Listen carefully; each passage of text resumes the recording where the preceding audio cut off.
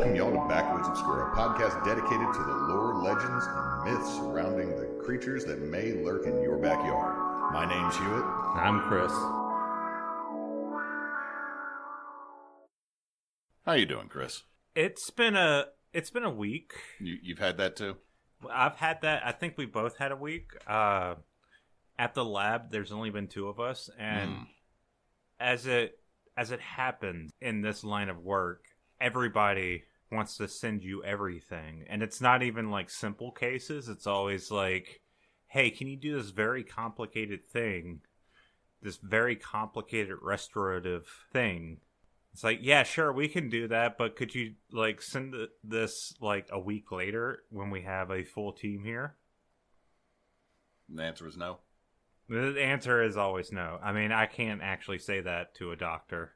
This is true. It's... And I'm happy for the work. Like, don't get me wrong. Like, I'm happy to help people out and, you know, do my job and everything. But it's also like, fucking hell. It's like, I think this week has been one of the busiest weeks we've had. And it was compounded by the fact that we've only had a fraction of the team in the lab. And it's like... Yeah. I just finished the last week of my summer classes.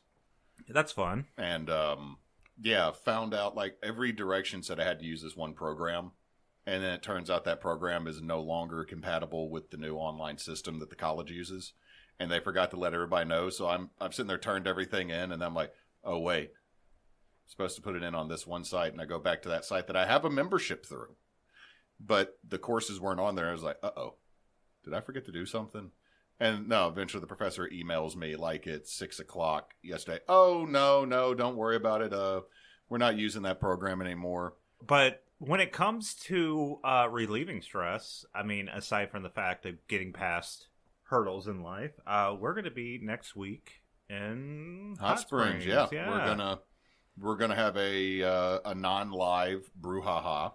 Which is it's technically a podcast. It's a VOD. It's a VOD that we do. Of beer sampling and brewing and all that. And we're going to go to Superior Bathhouse and try their beers, get some from Squeeze Box, which also makes their own beers, and do some touristy stuff like go hit the bathhouses. And Yeah. You see, we're middle-aged dudes, so now we have like all the hobbies in the world. One of them is like podcasting. Yeah, that's one we fell into kind of weirdly. Yeah. I mean, well, we fell into this one because we were like, we like spooky shit. Yeah, we do. We already had the equipment to podcast, so it's like, why not podcast a bit? Yeah. So I mean, we'll have fun with that. I wish I'd actually done a story on Hot Springs, but yeah. Yeah. So I'm bringing something up that's kind of outside of my wheelhouse in terms of. Just like, okay, I'll say this. It's out of my wheelhouse in the terms of like anyone who's been listening to the podcast, which thank you for listening. If you've been listening, I've noticed our analytics go up. I love you. Thank you, all 6 people that have subscribed to us. All 6 people that have subscribed to us, more like 2. But, you know, it's growth. It's growth. I'm just teasing. This has been fun to do, and that's the main reason we do it. It's been fun, and the main reason we do it is because it's fun. But anyone who's been listening knows that you're kind of the history guy. Yeah. Between us, I'm just a dum-dum that likes weird, fun creatures. But not only is this a history thing, this is a ghost thing. I don't know if I've done a ghost thing yet. No, I don't think you have. So what do you know about Jean Lafitte? He has a blacksmith shop in New Orleans that I absolutely love to get drinks at when I'm down there. Of course. They pour heavy. War of 1812. Battle of New Orleans. Cretin place that we talked about before. Watched... Barataria or Barataria? I forget how to pronounce it. Apparently, he also ran in Charleston circles for a little while. Yeah. Like, I didn't realize... Like, I hear Jean Lafitte, and I think, oh, yeah, down here, our neck of the woods. But, like, he made it all the way. Like, he had stuff stashed in Galveston. Stuff in Florida. But, like, he also was a socialite. Because I listened to, and that's why we drink, and I'm somewhere back in, like, 2018 through 2019 episodes right now. And they were talking about a bar that Jean Lafitte frequent, and people claim his ghost is there. And I'm like, man, this is a busy ghost. No. That's actually what I kind of wanted to get into, because when looking this up, of course, I was a little bit busy. He was a busy ghost in the sense that everywhere I looked, there's multiple places to look for. And originally I wanted to do this, you've already mentioned it, the blacksmith shop, but he is just everywhere. But before we get into that, the thing I think people really need to know, if you're listening to this podcast, I know there's some people outside, hey Tony, of the U.S. that listen to this podcast. I want to talk about Jean Lafitte, also known as Jean Lafitte. If you listen to people from Wisconsin on YouTube, Jean Lafitte. Jean Lafitte. No, it's Jean Lafitte. And his brother Pierre Lafitte. Just to give a little bit of history here, and I'm hoping that you can kind of help me out here, because you're not just a history buff, you went to school for this. Yeah, I have a degree, but the problem is, it's like I studied medieval. I have bits and pieces in places, but we'll see, because if you mention something that I don't know, I'm going to be interested in. Yeah. We'll take it. We'll play it by ear. Yeah. We'll play it by podcast. We'll play it by podcast. On wherever you get your podcasts at. Hopefully Apple sometime soon. We have not figured... Okay, this is going to be like close to episode 30? It's going to be past 30 at this point. And we still haven't figured out how to set up Apple. I don't know what is up with the Apple podcast system. Like, I don't like Apple. This is why I don't have an Apple phone. This is why I'll never have an Apple computer. Anyway, I was going to say child labor is the reason I don't do it, but... I mean... At the same time, I probably can't say that without realizing that the same thing happens where my Android was made. Yeah. Well, anyway, getting on to nicer things, talking about Jean Lafitte. So Jean Lafitte, also known as Jean Lafitte, and his brother Pierre were privateers and pirates. Now, this is something I didn't realize when I was looking this up, that pirates and privateers are actually separate things. Yeah, they're completely different. Yeah, like I am pretty dumb when I like history, but I'm pretty dumb. So, like, I didn't realize, like, a privateer is basically a pirate, but works for a government. Yeah, it's the monarch gives you a letter. It says you can go do all this, but I get my cut. And this is why, do you remember the old anime Hetalia? Yeah. That's why England got drawn as a pirate whenever they did flashbacks to the 1700s, because when the Spanish were getting all the gold out of South America, Central America, and all the silver and stuff. Yeah. And the reason that we have galleons and like these massive flotilla gunboats that look like a skyscraper made out of wood is because the British, like especially Queen Elizabeth, started just chartering privateers left and right. And that's how England started building up its wealth. It wasn't necessarily, it built their trade empire was basically mugging Spain. And Spain was bringing in so much gold, bankrupting the economy of Europe for the most part, and even bankrupting the economy of China. Jeez, they introduced so much silver, and the Spanish government spent so much of it, that it nearly bankrupted every government between Western Europe and China, because so much silver flooded the market. Oh my god. That all these wealthy nobles and all these like royal families that had like the silver supply, all of a sudden, because there was more silver, that supply they had was now worth. Yeah, so the demand went down. The inflation that hit so hard just nearly wiped out fortunes. Yeah. But yeah, that's how England actually made a lot of its money to build its trade empire, was stealing with privateers, because the Queen, I think, got the royal 10th or maybe 15%. It all depended on how much the monarch invested in the boat. Yeah, this is why I like having Hewitt here when talking about this, because it's like, this is not some knowledge I can pull out. Also, most pirates that we know about either started as privateers or ended as privateers. That's the thing about Jean Lafitte. He started as a pirate, which is, if you don't... just to clarify, a pirate is someone that's independent. A privateer is basically a pirate but works for a government. They're a licensed pirate. They're a licensed pirate. Jean Lafitte started out as a pirate, but he was commissioned both by the American government and I believe the Spanish government later on. But yeah, he operated in the Gulf of Mexico, which, if you don't know... that would be like the Caribbean. So just north of the Caribbean. between the Yucatan and Florida. Like, if you were to draw a straight line, that's really the Gulf. South of that line, you start getting to the Caribbean.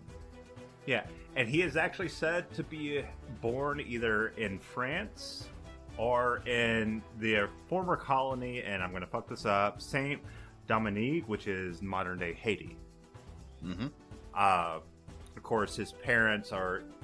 I've read, it's very sporadic, because information at that time is kind of... Well, if you weren't really highborn, there's not a ton of information about you. And a lot of the pirates we've studied, like even Edward Teach, I think that's his name, unless I'm messing that up. Is it Teach or Tesh?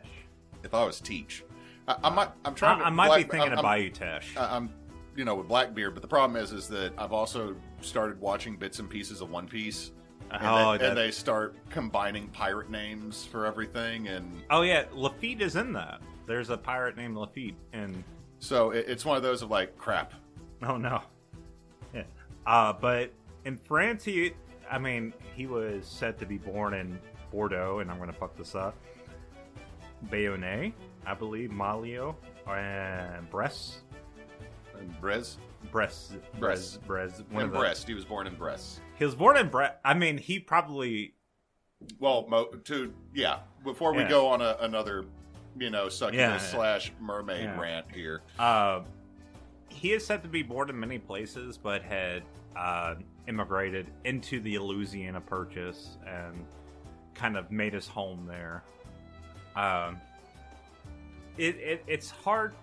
again, the information there is sporadic, and I believe in his life he kind of was I was born here. Oh yeah, I was born there. Well, that's not unusual for some of these folks. Regardless, he was a native French speaker by his accent. So he's a francophone. Yeah, and he was good. He had a good handling of English and knew Spanish.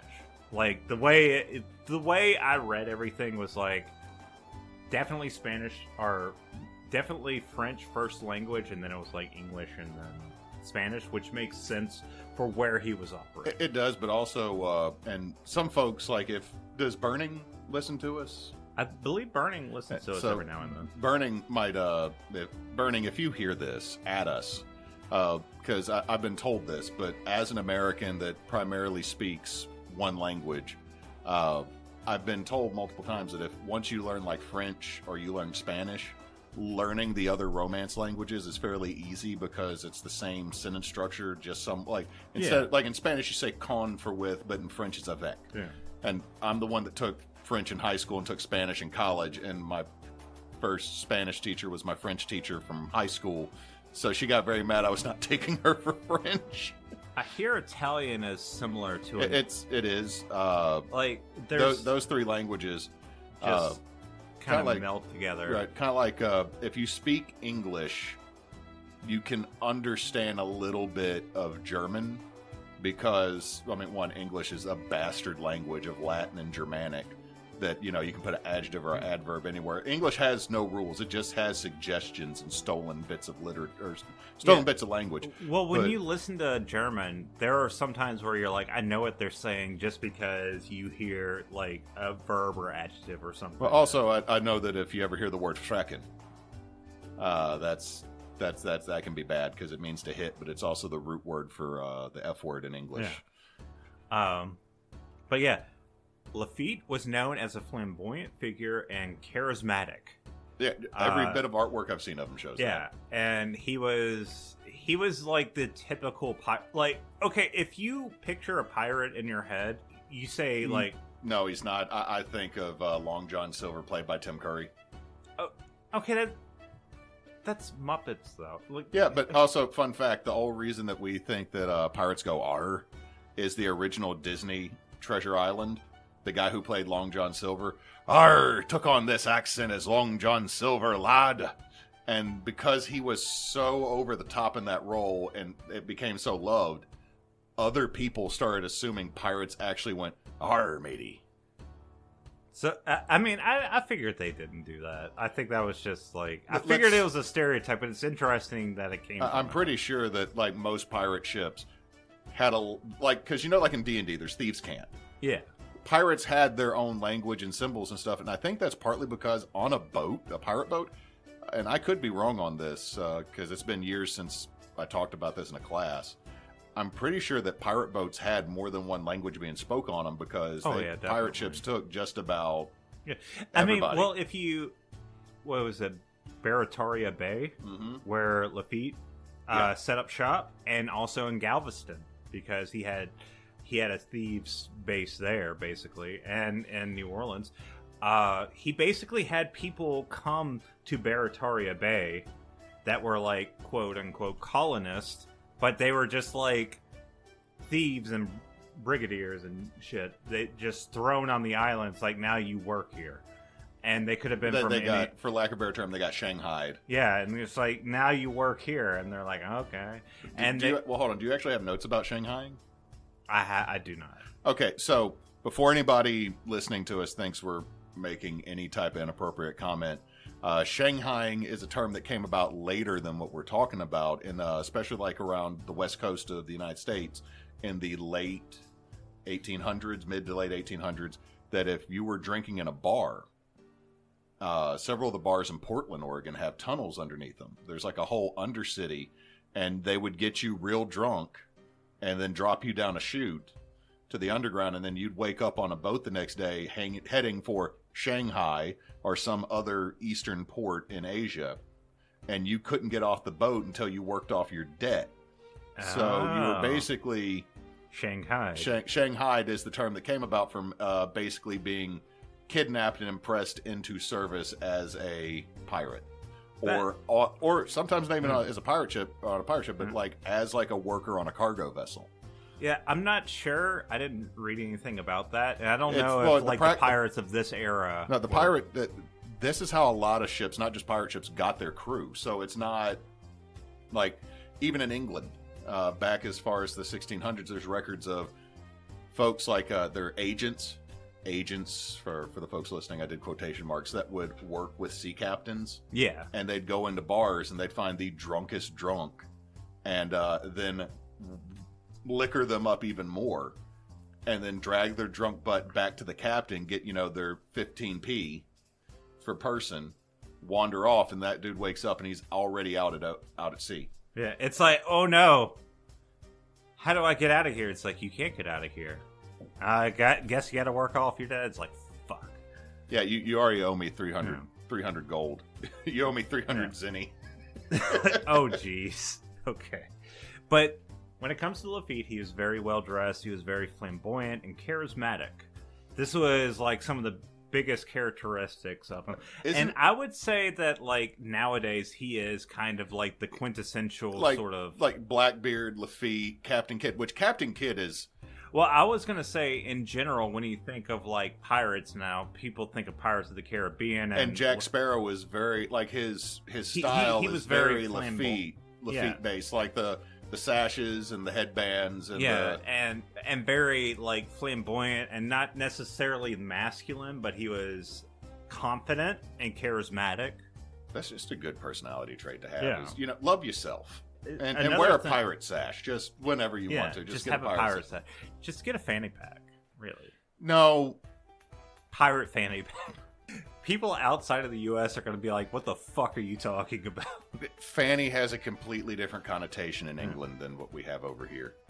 But anyway, like, he was known as someone that did like the drink. He also, he loved partying. He loved women. He... love gambling. Bonjour, like je m'appelle Lafitte. I like to party. Yeah, exactly. But the thing is, like, I could go over, like, so much. We've already talked so much about pirates and Jean Lafitte. That could be a whole, like, 20 episodes if we were not, like, a paranormal podcast. Well, here's the deal. Is I kind of think that this is already a two-parter. It kind of feels like a two-part. It feels like a three-parter because here's the thing. You know what? Yeah, I like that. You know what? I like that this is our first potential. Like, the Rougarou is somewhere down the road because I know you had pictures of a Rougarou. I had pictures of a Rougarou. It might have been a bear. It might have been a mastiff. You don't know. It was gonna just say, 1991. I know that you have pictures of Knox. So Yeah, just pictures of Knox in fucking Lafayette, just smoking. Here's the Rougarou. But no, like I know we're going to come back to that eventually. But I really like the idea that this, like, so if you want to continue, like, I think it would be okay for you to continue on the history. Yeah, as the precursor here. I mean, I didn't write too much of the history down because I wanted to just go over the general just haunting. Oh, okay.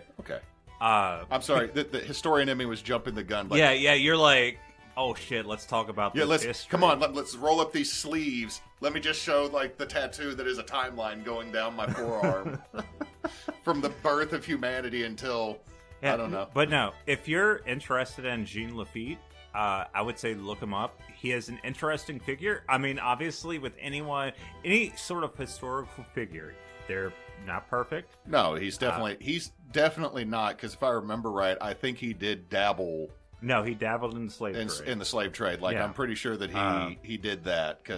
But like when you look at him as a historical figure in terms of like the United States, I mean, he was a pivotal figure in the War of 1812 and the Battle of New Orleans. I mean, I think he was kicking it until the 1840s. Yeah, I mean, he was around for a while, and he's one of those figures. If we were going to talk about him strictly like as a historical figure, he's one of those like Saint Germain, where like his legend continues on. One of those like super interesting people, and he's a Mr. Bullshit. Yeah, and the thing is, it's like they don't even know where he's buried. Out underneath miles of ocean where he belongs with Davy Jones and Tom Jones. Is Tom Jones dead? I don't know who Tom Jones is. I think he's saying "What's New, Pussycat." I don't know. Like I'm an elder millennial. I'm not a boomer, so I'm not sure. We don't speak. Well, I just know I just know Godzilla opened up the Olympics, and Gojira, and that's damn it, Hewitt. That's one of my favorite bands. I know. I had to mispronounce it slightly just for you, but I'm just they're happy also Gen X. But goddamn France, look, dude, I love you. I'm on the cusp of Gen X and early millennials.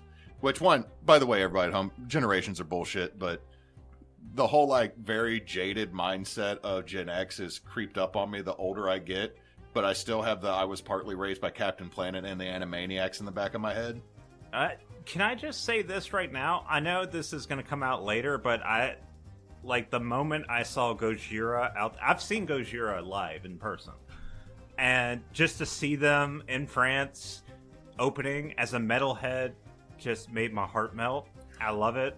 I love that band. I love those French boys. So to continue on with this this little bunny trail. No. To continue on with this little bunny trail, the fact that people got mad at the drag queen Da Vinci's Last Supper, it makes me realize something.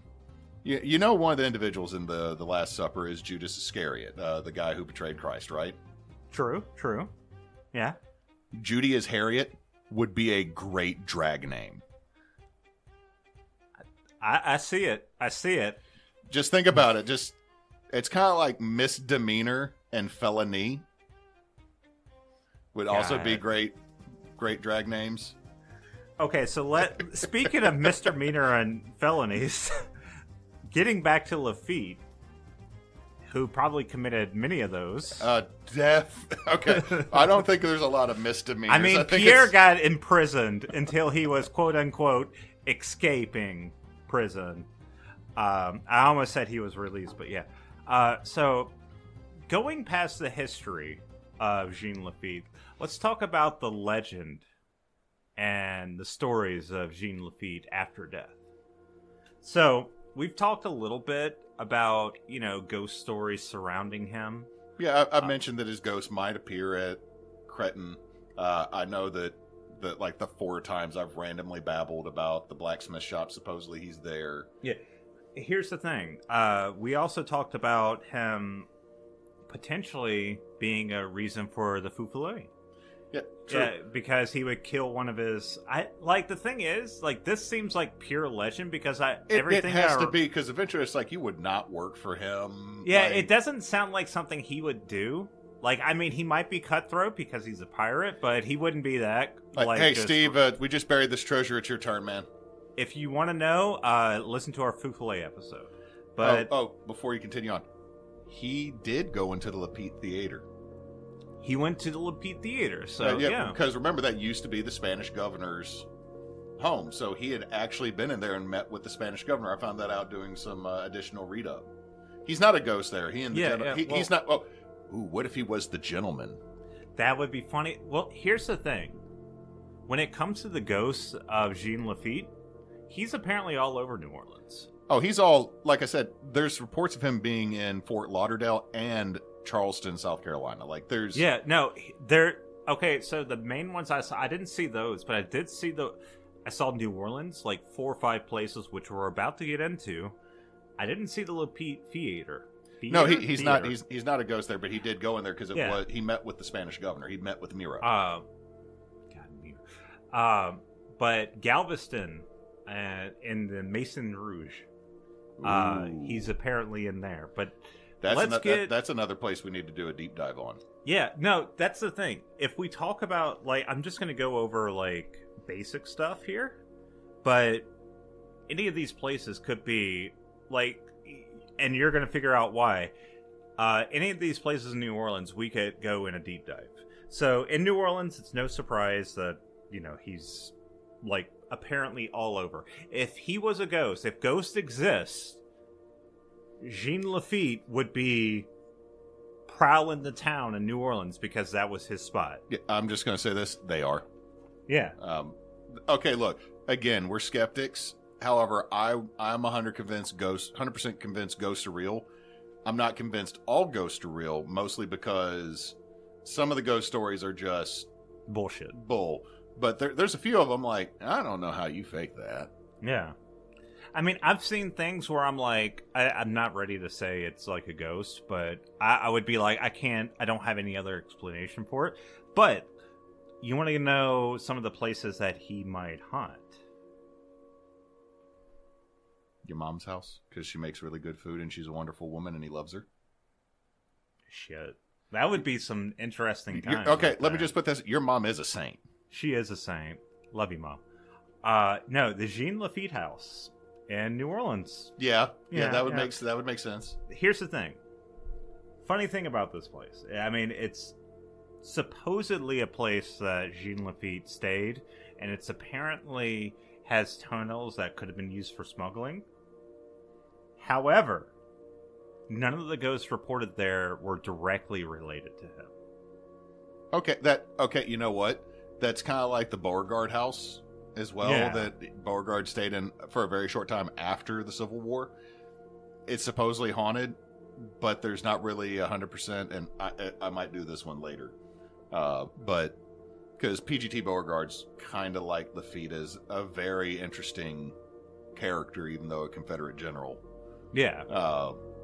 But it's one of those of like, there's places that have his name on it that are haunted, but it's like his ghost is there. It's like, I don't show up at a party that is named after myself. That would be a ghost. Yeah. It might be a thing like that, but the ghosts in this house are a woman in white on the second floor.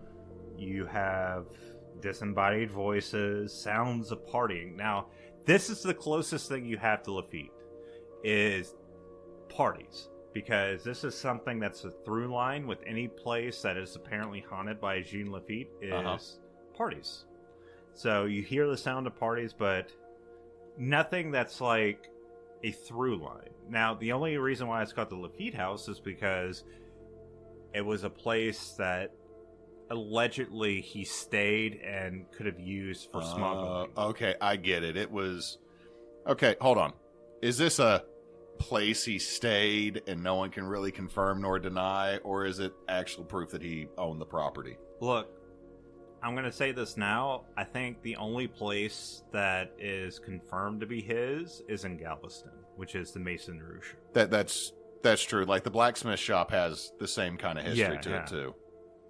And we'll get into that later, but the next place is a place I would like to visit. I think you've visited it, which is the old Absinthe House.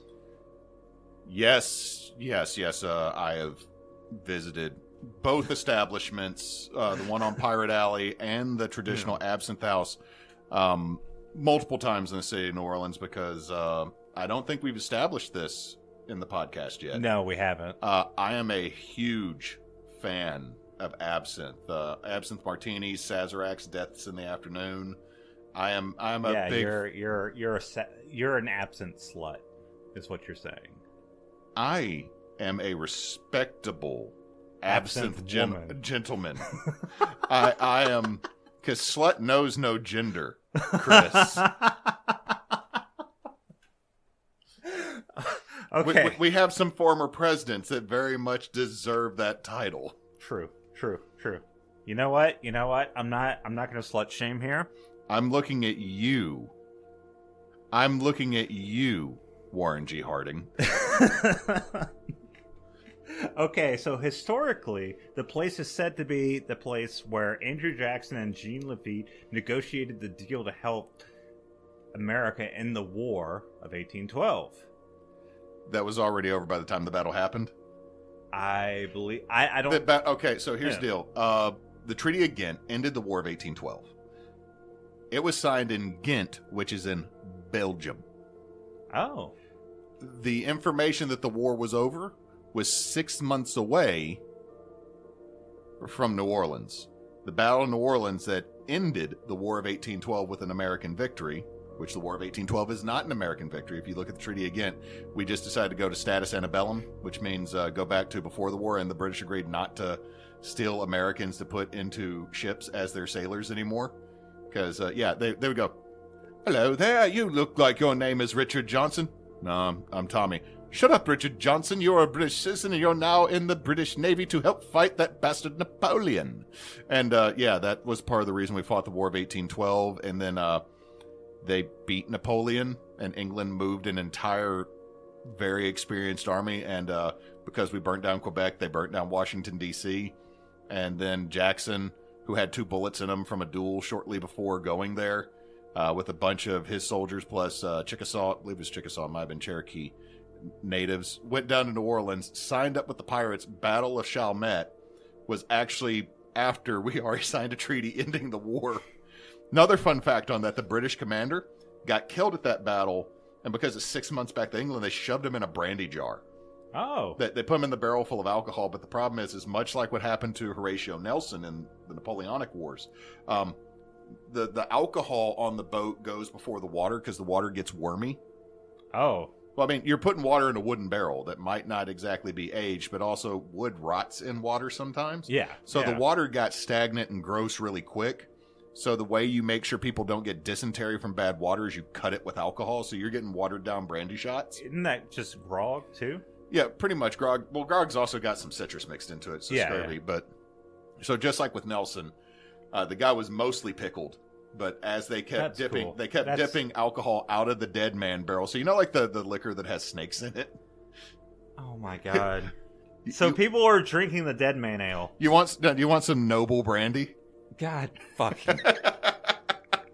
So yeah, that's another fun fact from that. So yeah, there's reports of Andrew Jackson and Lafitte talking at the bar. Drinking dead guy brandy. Drinking dead. They're just like, this dead guy tastes good. It's like, we're dead too. This is how we handle our enemies. You know, there was so much stuff that I've read on the War of 1812 and like Jean Lafitte apparently ending the war. And all this, well, but here's the deal. Like, I don't even know where to pull that information up. Now that you talked about dead guy ale, there's a literal dead guy ale. Well, no, they didn't put him in beer because beer he would have rotted. He would have fermented. Yes, yeah. They stuck him in the liquor to preserve him. But the thing is that if the British had won the Battle of New Orleans, the Treaty of Ghent would have been ripped up because hey, England and a couple of our friends that occasionally listen to us over there. If you ever have to ask, are you the bad guys when you're reading a history book, the answer is yeah. Hey, America, if you're ever reading a history book about not World War II, and you have to ask if you're the bad guy, okay, or World War I, the answer's yes.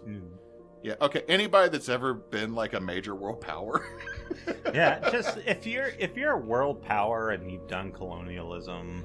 our And you ever have to ask, are imperialism. we the baddies? The answer's probably Yeah. So St. Louis Cathedral. St. Louis. Yeah. Apparently he haunts Pirates Alley because, pirates were in the alley. Yeah, Pirates Alley is a wonderful place, by the way. Yes, it is. Honestly, all the places I'm mentioning, if you're from out of town, and we're not from New Orleans, but if you ever go to New Orleans and you want to visit, it's to the left of St. Louis. There's 2 bars on it that you can get drinks in while they're doing mass, 15 feet from you. Yeah, that's the New Orleans experience. That's one of my favorite things about New Orleans, personally. Yeah. He's reportedly, it's either him or another pirate that walk up and down the alleyway. But this is again one of those things where it's like it's Pirates Alley. Pirates went down the alley at one point. Jean Lafitte is a pirate, so obviously, like all of these places is alleged, and that's when we get into Lafitte, or Lafitte's blacksmith shop, I should say. I just said Lafitte. It's fine. So I knew what you meant. Yeah, thank you. This is one of the most well-known areas that's alleged to be the place. Obviously, we've been talking about it. It's also one of the oldest places, apparently. It is. If you ever go there, a lot of the inside has been modernized because there is, indoor plumbing, and they put a bar. Yeah. But it is, if you look at it, it has most of the original structure still intact, and it is a very small place. It is not. I assume, yeah. I think the room that we're in is just about as big as it is. Holy shit. Minus the bar in the back room that you can't go into. Now, it is on Bourbon Street, which is fun. Like, so if you want to brave Bourbon Street, if you're over 22, 23, and want to brave Bourbon Street, that'll be a treat for you. It is not a place for novice drinkers, trust me. Also, do not go to Bourbon Street in the months of January, February, or the first 2 weeks of March. Do not go there during the Mardi Gras season. Don't. But yeah, along with being one of the oldest places, it's also said to be one of the most haunted places. Although, the thing is, everything I read about it, it doesn't have, like, aside from Jean Lafitte, it doesn't have, like, any, like, because we went Le Petit Theater, there was like actual ghosts. There's multiple ghosts. Like this is apparently a haunted place, but there's not like a lot of like named ghosts. There's Jean Lafitte, and then there's like disembodied voices. There's again the partying, which again I should have said in the old Absinthe House. There's the partying. There's like the disembodied voices, orbs, lights, things like that. There's also the face in the fireplace that occasionally pops up. There's things like that, but there's no, like, named ghost, aside from Jean Lafitte, as far as I could see. Well, let's be fair. If Jean Lafitte is headlining as a ghost somewhere, the rest of you are not going to really matter to whoever else shows up. True. It's Jean Lafitte and Kevin. Yeah. So going beyond, like, again, we've said that he's already traveled all over the French Quarter, like, as a ghost, which is unusual for ghosts. Ghosts barely travel outside of a single place, much less... The afterlife can't contain him. Yeah, the afterlife cannot contain Jean Lafitte. Jean Lafitte do what he want. He's like, I'm going to go party. God's like, you can't party like this. In a way, he is a quintessential New Orleans ghost, because he is not confined to one place. He also don't act right. No. And sometimes he goes to Galveston, Texas. As you do. Yeah. As we mentioned before, the Maison Rouge, or Lafitte's Maison Rouge, where he apparently prowls the area with a pack of dogs called the Campeche dogs, I believe? Campeche, yes. Yeah, it's a native name. It's one of those, they call it the Campeche devil dogs, which I'm like, That seems problematic. I know he dealt with, natives in his day, so that's probably where that came from. But so he apparently prowls that, and it has the usual signs of like orbs and lights and little things like that. But also, he just prowls around with some dogs, and he's like, I'm walking my dogs. What the fuck are you doing on my property? Because apparently this is a place where he slept. And of course, this is one of the only places where I saw where it was like, there is some validity with him being there, because Galveston, this area of Galveston was initially like a base he set up. Well, Galveston also, much like New Orleans, is known for being a pirate city. Yeah. So yeah, that's basically all I have for Jean Lafitte right now. I know that's not like... Well, no. What you've done is... bullet points. Well, what you've done is you've given the introduction to what is going to become a series on Jean Lafitte. And I think that would... You've just set up something that's going to be really awesome for... Like, I'm not going to steal anything from you.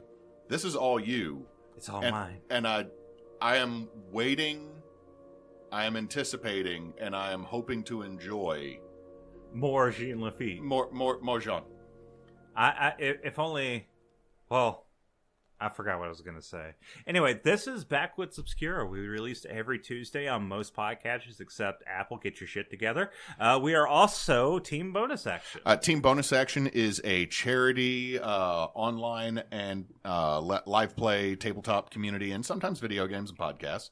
Right now, we are through the end of this month for just a couple more days. As of the recording of this, we are partnered with St. Jude's. By the time this is posted, we may be partnered with Children's Miracle Network of Hospitals, specifically Batchen's Children's Hospital in Jackson, through Extra Life, which will be the last third of the year from August till December. We'll be partnered with them.